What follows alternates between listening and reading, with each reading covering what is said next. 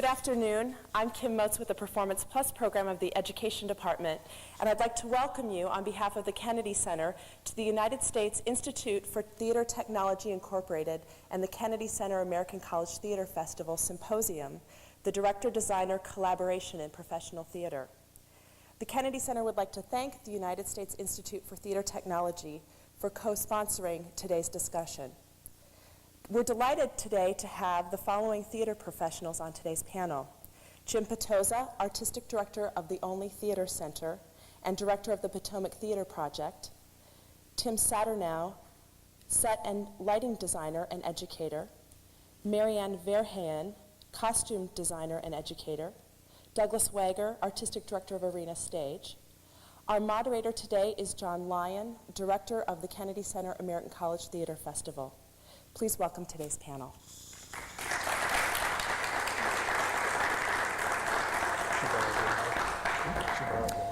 Thanks. We're very happy you're all here with us today.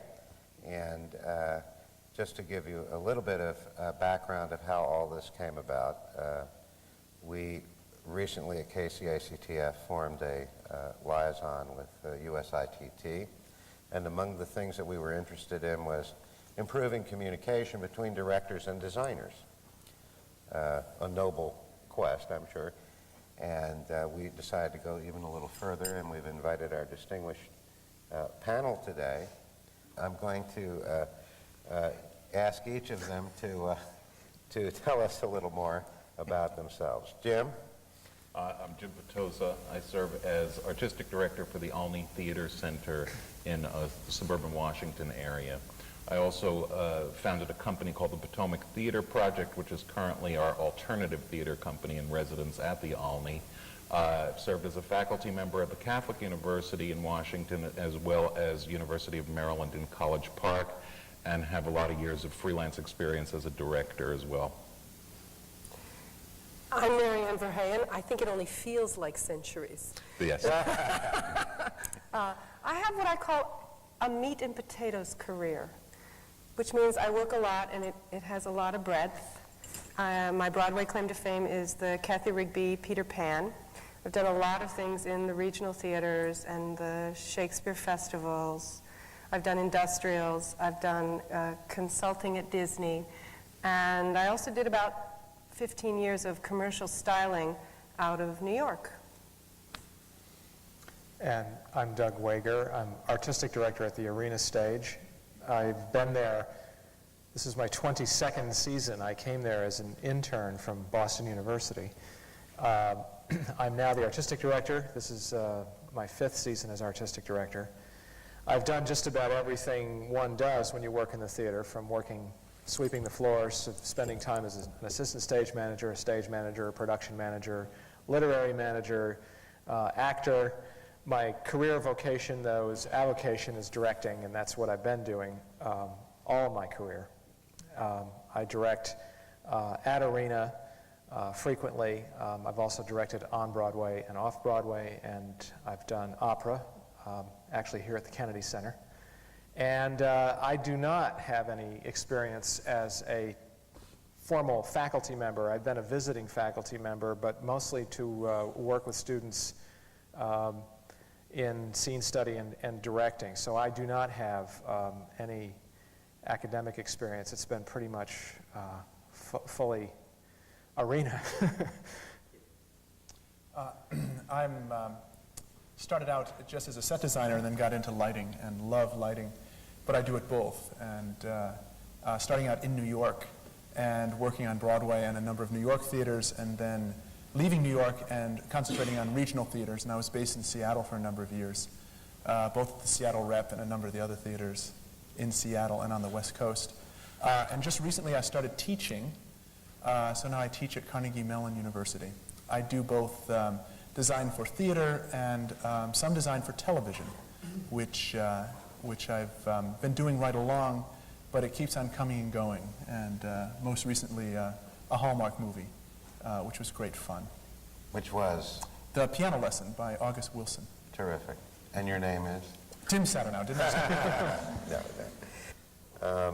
First question, and I'll just throw it out to anyone that would want to respond is all important. How do director-designer collaborations begin? And even more importantly, how do they develop through time? What are some of the things which go on? Well, the beginning, I would, just a short thing is just how you actually find a designer to work with as a director, which is the real beginning, and who puts you together and how you, how that collaboration is brokered, I think is sort of an important step. Just seeing somebody's portfolio can sometimes be the miraculous impetus to choose to work with somebody, or you might find yourself in a situation where the collaboration has been in some ways, especially as a young artist, pre-selected in some way. You're working with a house designer.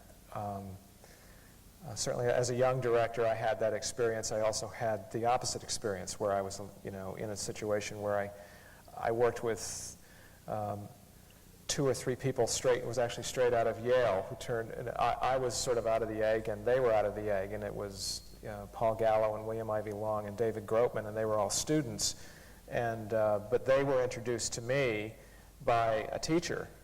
It was Ming who recommended to the producer a group of people, and the producer put those designers in front of me, and so I think that the mechanism by which directors and designers meet is an important one in every designer's career, because those collaborations either work or don't work depending on how well that marriage is initially brokered.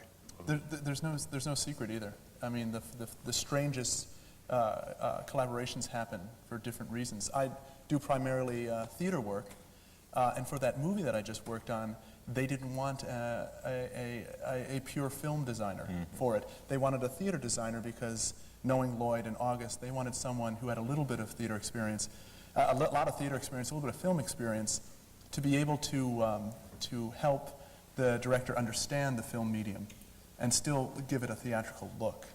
And so that collaboration came that way. But this was a man I worked for that I was actually a student of at Yale. So that's how that sort of came about. But I don't think there's any denying that ultimately it does come down on some level or another to who you know. I mean, it's always people hooking other people up. A resume or a portfolio, a resume shows what you've done or what you've been exposed to.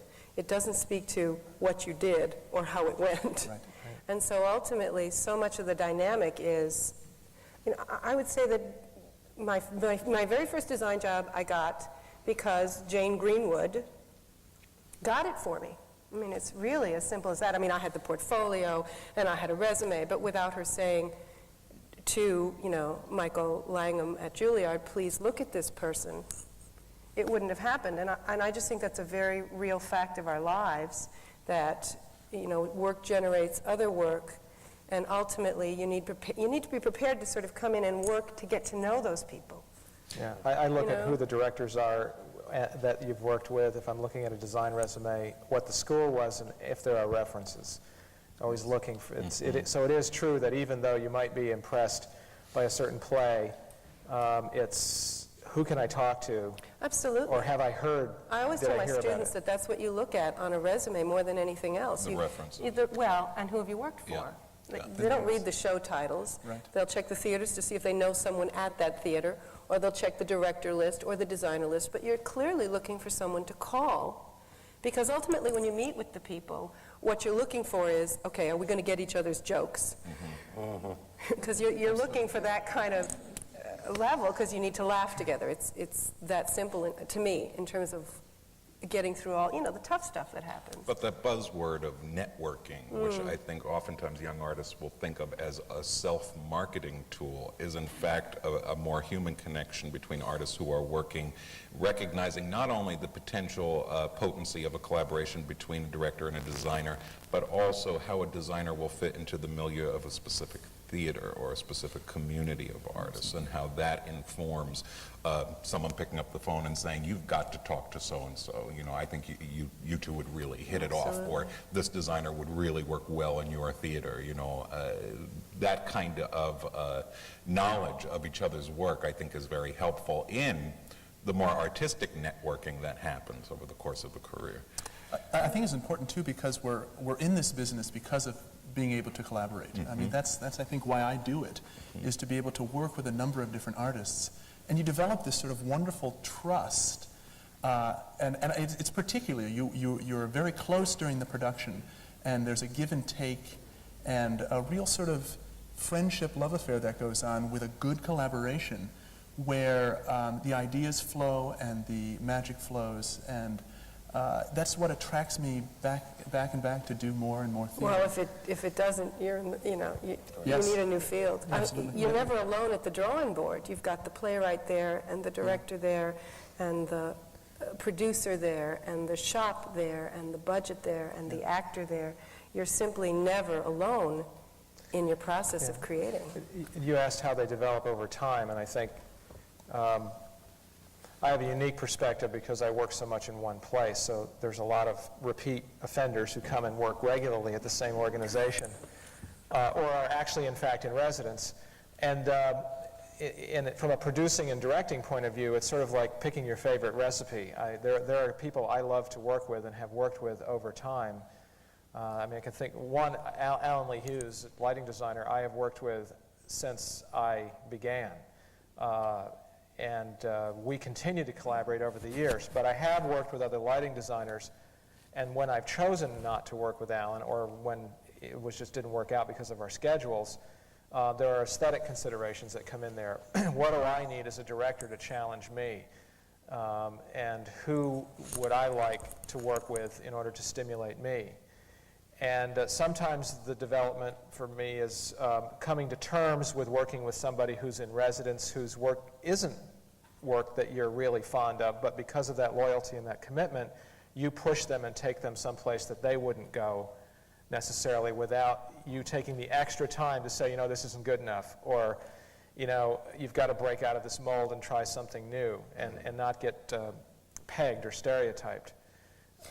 This is interesting. What about this flip side of the development of trust in working with designers? It's well known in professional theater, obviously, that a really tight, terrific show does not mean that the road to that show was necessarily particularly smooth. And in fact, some of the best work comes out of circumstances where everyone, when it's over, has to sort of go off to a rest home for a few days. I actually think sometimes the bumpier the better, because ideas grow out of conflict. Right. I don't mean fights, I don't mean arguments, but the beauty of it is if you have strong people, strong talented people that are open, then all kinds of ideas are bubbling out. And there are as many bad ones as there are good ones, and you work your way through all of them, and without the conflict and the bumps, it's boring. Oh, I love a director who is constantly going to pull that from me, who's going to make me work and make me not fall back on the stuff I know how to do, but to open up new things for me. Because I can't seem to do it myself. I need that strong eye and that strong arm next to me, making me try new things. So that's interesting from your perspective, and what Doug just said is not only for the director, because we can't make him or her the king, but is the evolution of the artists each other's business, and is the profession, particularly the nonprofit arena of the work that we do, is the evolution of the artist a part of the mission of what we do? Sure. So that when you talk about the designer who isn't quite where you want him to be, is it not part of what we do to attempt to provoke that further? And isn't that part of the pleasure as well? And in the process, you might provoke yourself as well. So there is a degree of mystery to the thing we're talking about. And I think some of the roughness not only comes at the point of conceptualizing, but the rubber really hits the road when the team meets the producing organization and finds out who's building it, whether it's an outside vendor who's building it, or if it's being built in-house. All of the factors that go into the deadline and resources, time, labor, money, part of the collaboration, because the team has to be cohesive enough to respond to the changes that necessarily come about when you're actually trying to realize it. And I have found that there's the good conflict, which comes over kind of boiling into a hardscrabble negotiation about conceptual approach. And And then there's that money bump. yeah, there's, and that seems to be true regardless of where you are, whether it's working in an academic, commercial, Absolutely. or a not-for-profit situation. There's a big question about how the team itself negotiates the labyrinth of obstacles that come up with regard to available resources. But if the team is tight and there's a trust going there, it's all just part of the process, Yeah. and that stuff will happen. Maybe the design has changed a bit, but the richness is there and the trust is there. And does that richness come from, the thing we're talking about are the grim realities of when we have to come upon a financial constraint or a process constraint, sometimes an artistic constraint. Can those limitations be catalysts to further creativity? And if the team is functioning well, can the limitation, as painful as it is, sometimes give birth to a more interesting idea based on the presence of a limitation? I think it always Yeah. does. As long as that limitation isn't the amount of time you have to collaborate. Correct. I think that's the worst Correct. one that everybody still fights, is how can you all be in the same city long enough with your head clear to really be available to doing your best work? And that a lot of the problem actually comes from poor communication, not bad artistry, but bad communication. And sometimes based on not enough time to forge good communication. Right. That's Right. very Yes, true. but there are a lot of producing agencies, and it's true, who don't want to fly the designers in for the number of meetings that it really takes. I mean, it's that simple.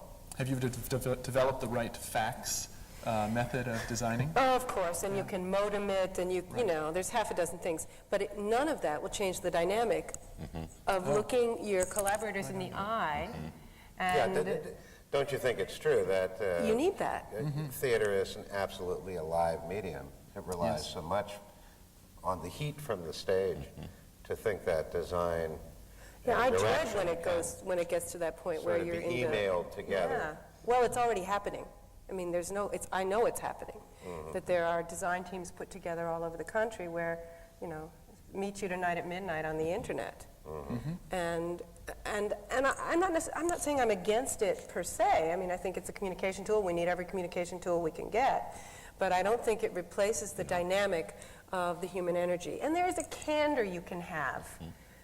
There's a tone of voice you can have. There are things you can say because you can put it in a humorous tone of voice that if you wrote it down, it takes on a whole different dynamic. And I would hate to see us lose that.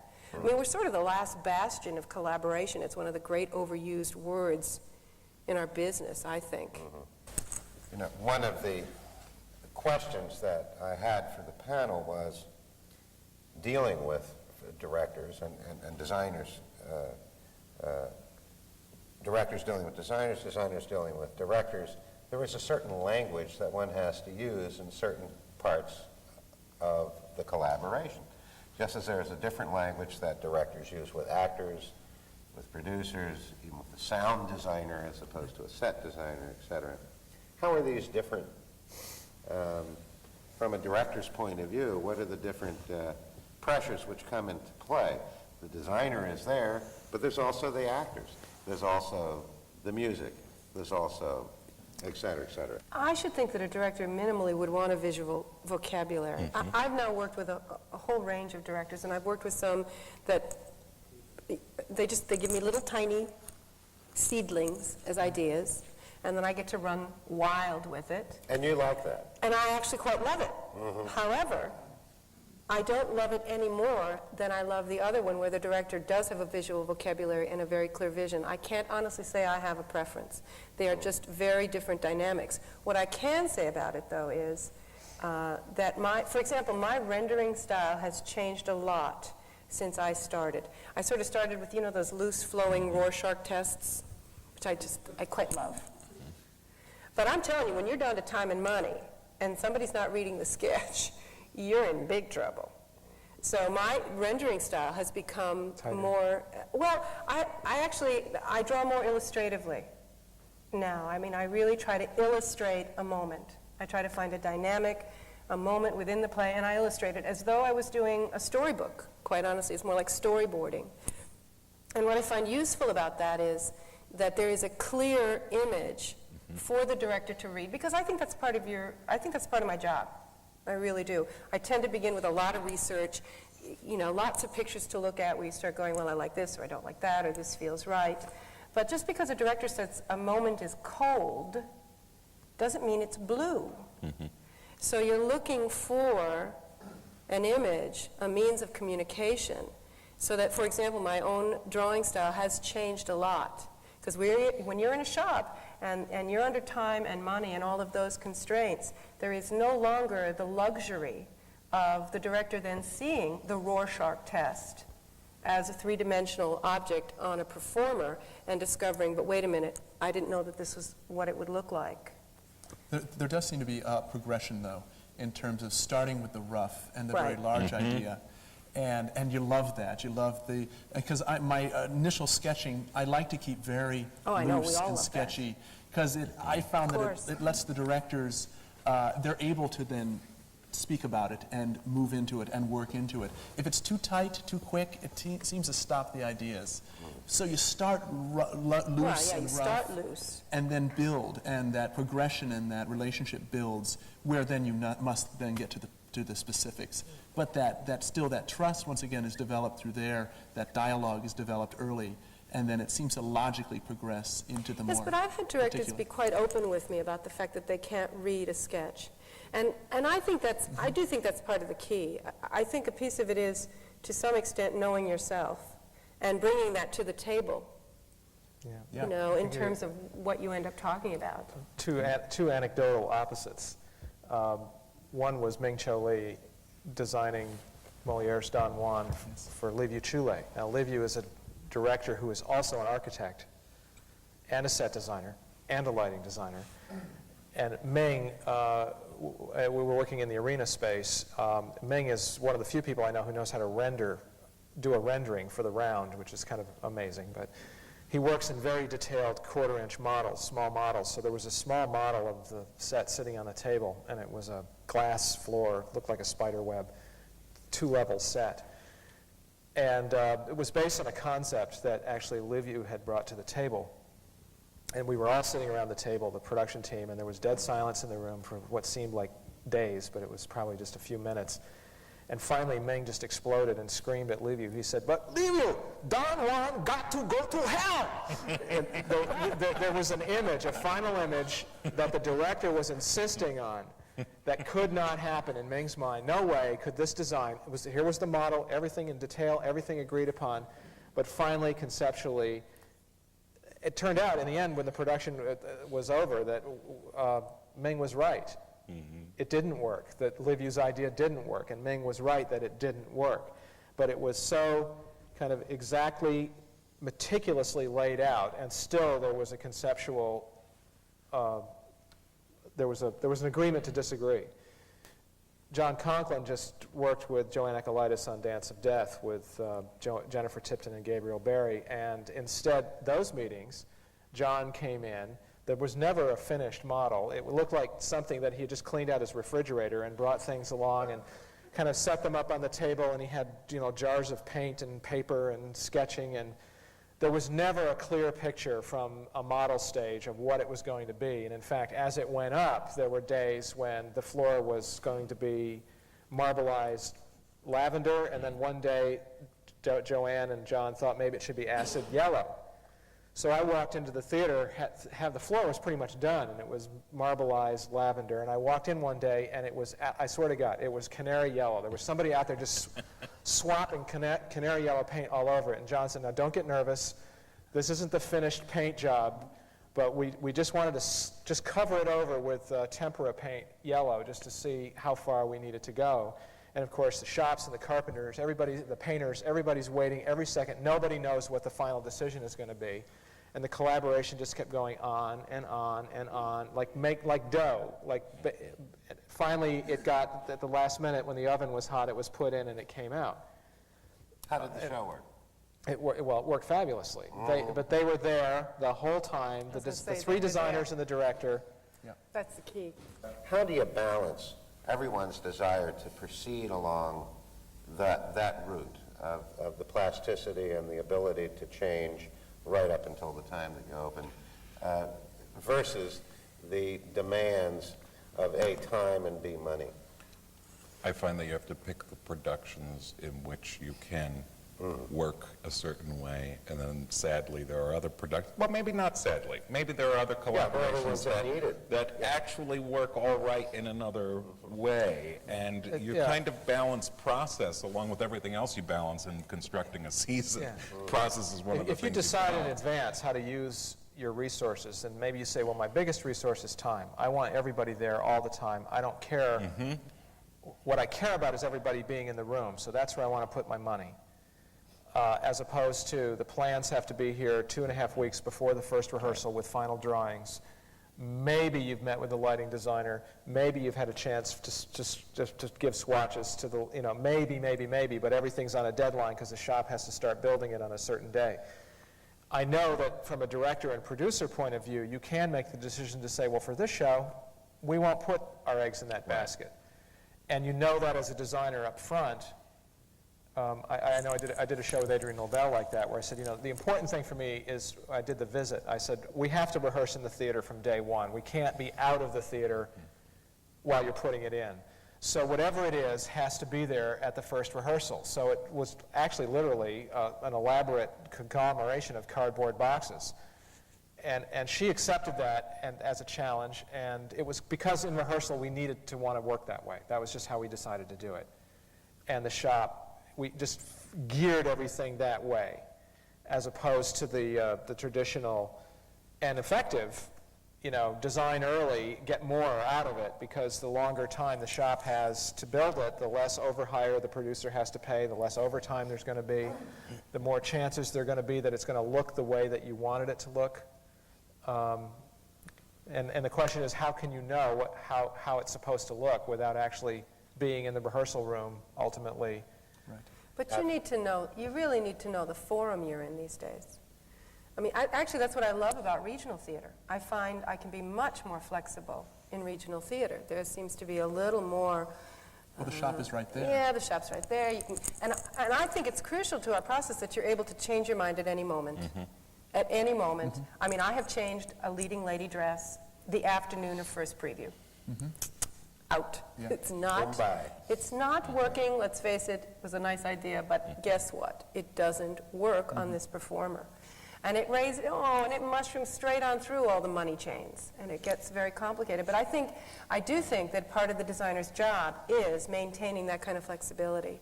Absolutely. And fighting for the flexibility. When a shop tells me, pick the fabric, my first response is, when is it due?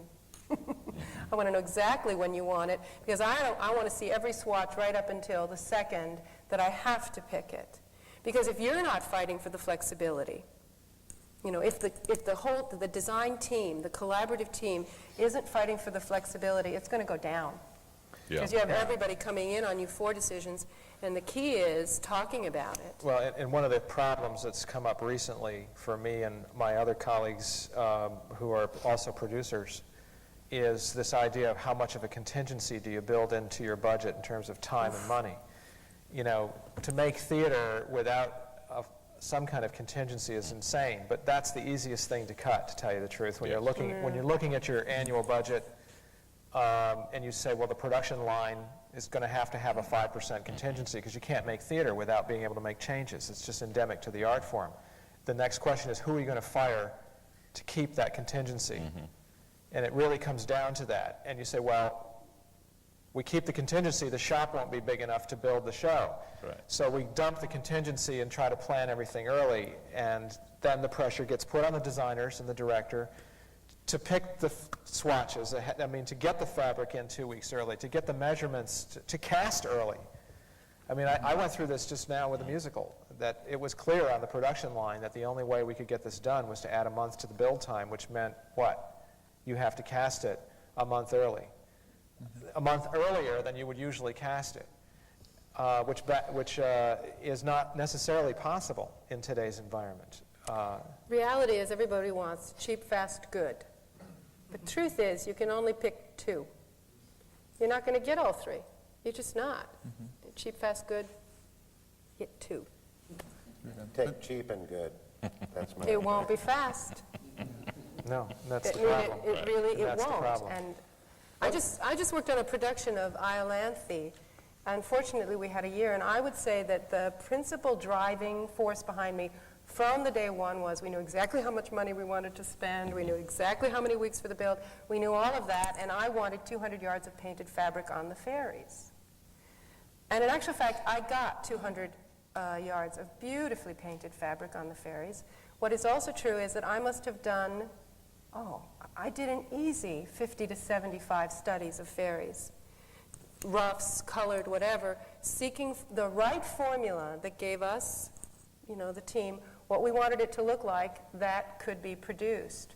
But I had some time to develop those ideas. It ended up extremely successful, but I had the time to change. It changed every day for weeks. The opera world is probably the biggest manifestation of this inverted time problem, which is that you have lots of time to design it and no time to put it on. Let me ask this. This is all very fascinating, but part of our audience is going to be design students who are coming out of universities and colleges. What do they do? There's something about college design, college acting, college playwriting, etc. There is a feeling, which is one of the things that ACTF is set up to counteract, and for that matter, USITT, that when you graduate from a university, you tend to sort of fall off the face of the earth. The earth is flat. I've got my acting degree right here. It's the famous one about the fellows. I finally have my BA in philosophy. I looked in the phone book. Alas, there was no philosophy company to call. In the yellow pages, In the yellow pages, right? What is your advice to the design student who is coming along? What do you do next? Okay, can I make a disclaimer? Certainly. He has not now nor never been. Yeah. What are you going to say? This is a huge question, and I think, and I think that there's a couple of real practical things to say about if you really want to pursue the professional side of theater and what that means. But on the other hand, there are so many people working in academic theater who are creating people who are going to move the culture of theater forward regardless of whether they work in the profession, that they are having an impact at the academic level on the entire society, in some ways more so than the profession of theater is having, because they're exponentially people who study theater and work in it in college or perfect their skills, who may move into other disciplines within the society, are still creating culture vultures, I suppose, or people who really appreciate it. And from an audience perspective and a family perspective and an instilling of values, of aesthetic values, I think that regardless of whether they go in the profession or not, an acting degree is not necessarily a failure if you don't end up working in the profession. That was my disclaimer. Then on the other side of that line is, okay, Now, having said this, so now I'm going to go out there and really try to make it. But actually, I agree. I mean, teaching is relatively new to my life. This is my fourth year at Boston University.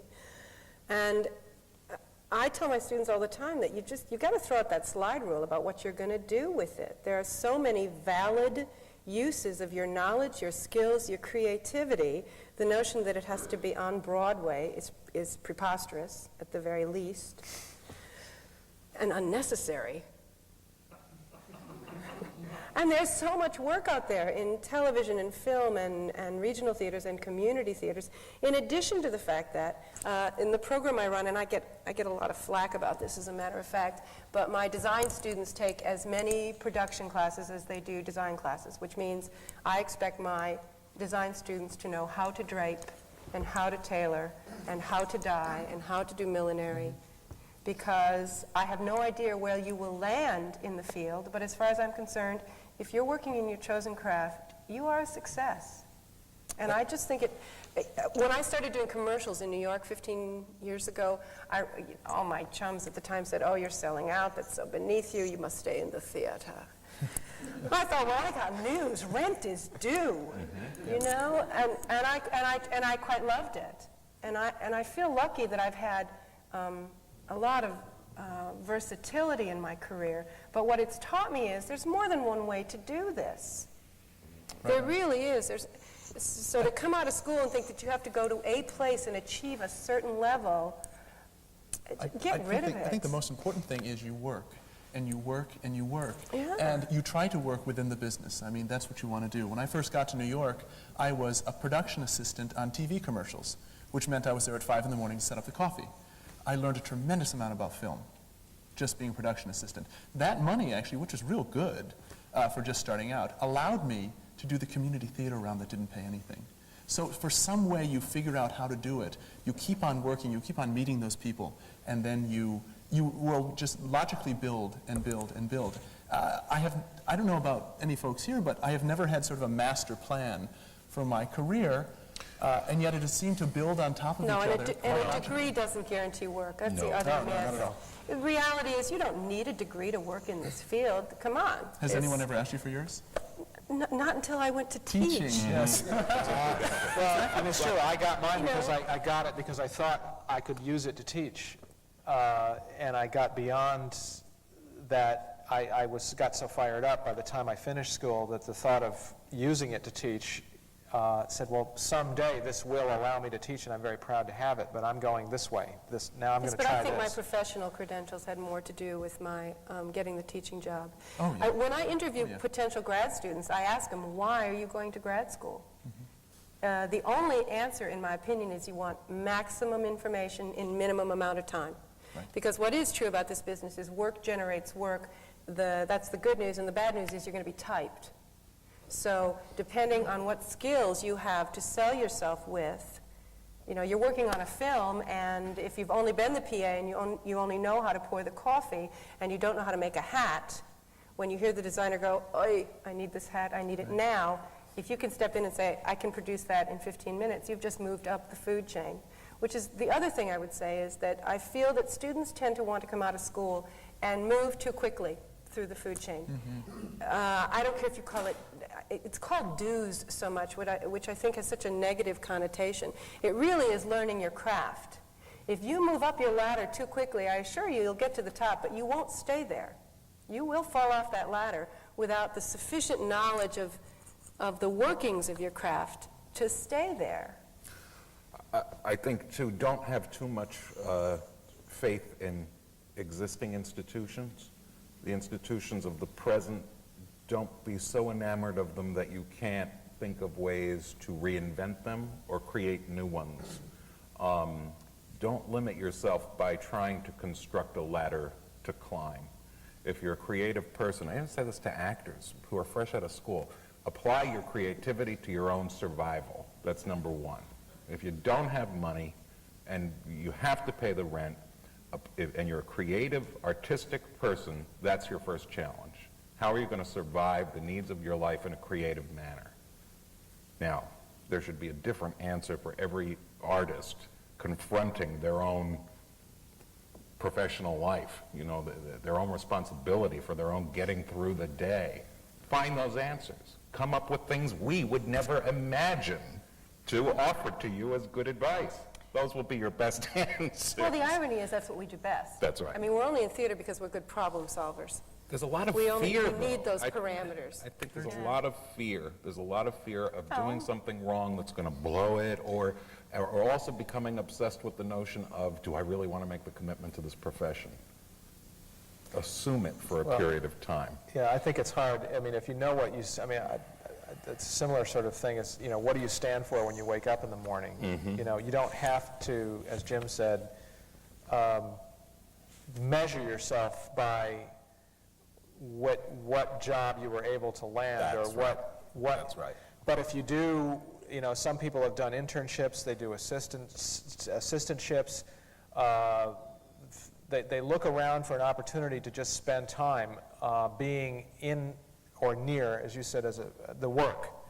And you will meet somebody if you are crafted and that time comes along. It's the only way it works. And I'm sure everybody has those stories. We all have those in common. I mean, it certainly, it happened to me. I was on the running crew of a show. I was an intern. I finished the internship. They needed somebody on the running crew. I was on the running crew of the show. An assistant stage manager left, and they needed somebody who knew the building. Would I do that for a year? And I ended up getting an equity card. And the thing was is that I went to work every day at a place that made theater. I was nobody. Right. Nobody cared whether I had a degree. That's right. They cared whether I had the right keys. They cared, you know. And then they start talking to you, and they start getting to know you. And when the opportunity comes along, when you can pitch in or do something, I mean, you know. That's how you get noticed. Now, am I hearing this correctly, or are you advising all these students listening to us to quit school immediately? And No, because otherwise you don't have the craft. Okay. Know why you're there, and understand. I think most students come into college and grad level, they seem to have a clear comprehension of what the educator's responsibility is in terms of teaching them. I don't think they always grasp the level of responsibility that's on the student in terms of learning and making it happen. You need to find summer jobs that are in your field. It doesn't matter if you're sewing a 10-hour day in a summer stock situation. It's exactly what you need to do. I mean, I got my start building elephant blankets for Ringling Brothers Barnum and Bailey Circus at Brooks Van Horn. You know, Fabulous. Which is kind of like sewing a house. I kid you not. But as a result, I met all these designers that were coming through, and I bartered that into a design assistant slot at Brooks Van Horn, which got me to Jane Greenwood, which, you know, there's many different ways for the chain to link itself together. In addition to the fact that at the same time I was sewing blankets, I was doing wardrobe on an off-Broadway piece at the same time. And that's what it's going to take. Certainly, I help my students network in. We all do. You know, everybody, you call somebody and say, listen, I know this person or whatever. It is networking. And I sometimes think that that in the process of going to school, there is a naivete about that. And I resent it, because it's not true that a degree gets you the work. The degree, if it's a good one, will get you the knowledge you need to hold the work and to do the work. But you got to be working, and you have to be prepared to get in there at wherever in the food chain, and work. Equally important are the people you're going to meet Absolutely. as students, because the folks that I was involved with my undergraduate degree and my graduate degree, but my undergraduate degree, because it was years before that, are now at a level to hire me. It's amazing. It truly is amazing who I knew just on my level and how they all sort of move up. It isn't sort of, as you said, reaching up too high too quickly.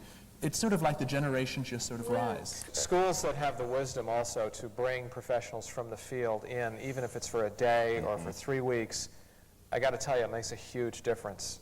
BU at the time I was there had the foresight to do that, and I met people, worked with people. Daniel Sullivan came to our school to direct a play. I was an electrician, but I met him. Alan Schneider came to the school and directed a play, and his interest in young directors, he came to the directing classes and saw the scenes that the students did, you know, and he wasn't there that long. But it is true that there are some schools, I think, that don't take advantage of their own alumni, much less the people who are out there in the field, who are all too willing, I think, in many cases, to come in and just be there. To either be observed or to be assisted or to just have an impact.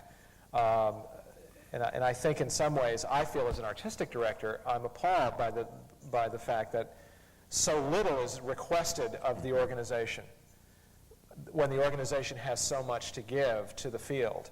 And there are some schools that are very entrepreneurial about that and never miss a beat about placing an intern, getting somebody to come give a speech, whatever it is. Contacts and networking from a faculty and administrative point of view. If the school is interested in the field, in the profession, then the students have a better chance. Okay. Absolutely. We'd now like to open our discussion to questions from the audience. Please, if you have a question, I'll just repeat it up here because we aren't going to be able to pick it up on mic. But yes. I was glad to hear someone mention the collaboration between Ming and Liviu. So the question is, have any of you worked with European directors or designers, and how has that changed the nature of the collaboration, if at all? Is that fair? Yeah. Okay. Oh, we've had, besides Levy, we've had Lucian Pintelea, who brought his Romanian designers with him. So it was a Romanian design team and him, and Yuri Lubimov from Taganka, who again brought the Russian designers with him, which is a different thing. The question is whether it's how did it change the theater, or was it different? Characterize the difference between our mainstream and theirs. I think it's really a simple answer, which is that they have a lot more time to work together. Time. Lucian was spent 6 months preparing a production, and that means with the designers before it actually gets to the rehearsal phase. But when they say 6 months, they don't mean, once a month, a meeting once a month. It's an incredibly elaborate and the culture of design director collaboration is much more honored in terms of the investment, time investment. And it's really that simple. I agree. That's been my experience also. I didn't have the What specifically has been your experience? Well, actually, I worked with Andrei Serban, speaking of Romanians, and loved it. Actually, I was covering a show for Jane Greenwood out in LA, as a matter of fact. And I ended up talking with him at length about some of those differences. And it really did come down, it comes down to time. And then subsequently, I've had tastes of different European things coming in or working on something that was European. And I actually am kind of envious of it. I mean, I like that idea, that ideally you have the luxury of more time, and the idea that the time is going to be spent having bad ideas that you That's can right. sort through to get to a good one. That, to me, is the biggest difference. It happens here when you work with somebody in residence, maybe, if they're not overbooked. And it happens in the commercial theater, ironically enough. The evolution of a major Broadway musical is tantamount to a normal European director-designer collaboration, because all the eggs are in one basket, hopefully for 7 years. And like it or not, that's a different process. I think a more interesting question is, how much information does the director let out he has in the initial designer collaboration? I think sometimes research can really get in the way if it's Right. just presented too early, and it also depends on the play. Some plays just demand an awful lot of factual talking, and then other plays, and I tend to prefer this route more, are bold, broad-stroked ideas, visual ideas, in which you're both struggling to find a metaphoric place where the play can go, that place where you finally get to a spot where you can't even articulate why it's so right. It just is, and I think that's the constant search, is find the visual metaphor that you cannot really put into words why it's so good, because it speaks better than words do. But I don't think there's a formula either. No, there isn't. There isn't a formula. I think everybody wishes there were, what do you bring, or what do you say, and there isn't. No two directors work the same. That's the beauty of it. And certainly, if it's a new director, if it's a director I've never worked with before, I'm just really upfront, and I say, so how do you want to begin this? Do you want to just meet and talk, or would you want me to bring some things? Are there any ideas you want to throw at me? Minimally, you have to be talking to each other to say, so how do you want to do it this time? Do you want to just sit and chat? Do you want to, if you're doing, You know, if it's morning becomes Electra, are we going to stay 1865 or do you want to move it? What do you want to do? And I must admit, I do sort of tend to put that burden of responsibility on the director in terms of how do you want to begin? But And then wrap yourself around his Yeah, I process. think but that's also telling the director, I want you to lead, Right. approaching it that way. I- In other words, Absolutely. forming that relationship I think immediately. conceptualizing is kind of overrated. We went through a fad, which we're coming to the end of I guess, where the postmodern is now becoming period. Yeah. And I, for one, am sort of happy to see Thrilled. that.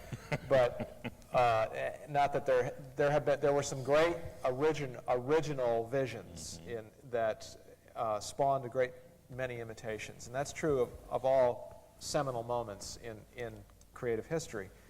I think that the conceptual director, the signature director, let's say, who walks in and says, "I've got it all figured out," can suck the creativity out of the room in a nanosecond by having an inflexible and rigid vision, unless that person is somebody who is, and this is always the gamble, turns out to be an absolute genius. And there are people like that. But there I'm curious, who are they, Doug? Who do you think is a genius? Well, and I'm not saying that the work is actually always successful, but I actually do think that Robert Wilson is a genius. I actually think that Peter Sellers, as preposterous as some of the work he's done, some of his work he is a genius in the sense that the vision is original. It is not derivative. And he works with people who actually are geniuses in and of themselves as well. The kind of designers, the way in which he works, it's like that. There are a lot of people who've imitated that. I mean, Joanne Akelitis has some of that in her as well. Liviu Chule, Lucian Pincelia, the directors who actually have what I would call strong intuitive visions, and sometimes with someone like Liviu, it's explicit because he is an architect and a designer. You can't try to be like that and say, well, you know, I'm so scared. I'm going to go to this design meeting and I've got to have like a vision. I think I've learned over time that the best thing to do is to go in with your most intuitive and heartfelt response to the play. What drew you to the play? If you don't have a visual image to bring to the design meeting, so what? Maybe it's a piece of music. Maybe it's just a passage from the play. Maybe it's a moment in your personal life that maybe it's where you are right now in your life, which is why you can go in and say, I want to do this play because my father is dying, and I read this play, and I have to do it, and I want you to help me do it. And maybe that's all you have to say about it, but that puts something in the room that's real and original and intuitive. And I think if that happily is expanded to historical research that intrigues you and, you know, a painterly image that you have as a director, anything you want to bring to the table as a director, I do think that the leadership role is for you to be catalytic. I think you're not earning your money and you shouldn't be doing the show if you are not catalytic in some way. And sometimes that means going into the room and being a vacuum by choice. And watching and listening. I think some of the best directors I know are people, and I think Joanne is certainly this way, one of the reasons is that they actually are incredible listeners. And I don't mean just to words, but they have sophisticated receivers. And they receive and process. But it's because of their sponge-like, synthetic ability to think. And it can be... By synthetic, you mean endlessly to synthesize, Yes. cross-disciplinary synthesis. And don't think the director will give all. Come to that first meeting, if there's one thing, with questions. Questions. That strong thought and idea and feelings about the play, definitely from you, but come with questions. Not that all of them will be answered, but it might start the juices flowing. I find that incredibly helpful. I sometimes start out with an image, if it's appropriate. something that perhaps isn't, quote, research, but a great feeling behind it, more I come with the questions. And a great question I do ask directors that I find helps me as a designer tremendously is, why do you want to do this play now? And now you got to be careful about this because you don't want to insult the director. But if I can find out why you want to do this play now, why you want to take up 3 months of my life to do this play now, that starts a passion. I get reactions from directors that get passionate. Then my job is easy. I know exactly what to do. I know exactly what to do. I know that there's a problem when the director doesn't know why he's doing or she is doing this play. Then there's a problem. Then I don't know either. I don't know what I'm doing here either. I don't know. But the reality is sometimes the director response is, well, this is the show this theater has offered me in this slot. Well, I mean, isn't it true? I mean, that's as much a generator of work. Sometimes, Well, it should be. I'm just, there's no question it should be. I just thought I'd throw out the downside. And then you find, but you tend to find the dynamic then. I mean, I've had directors, I've had that response, and I've had directors say, you know, I don't have an idea in my head on this thing.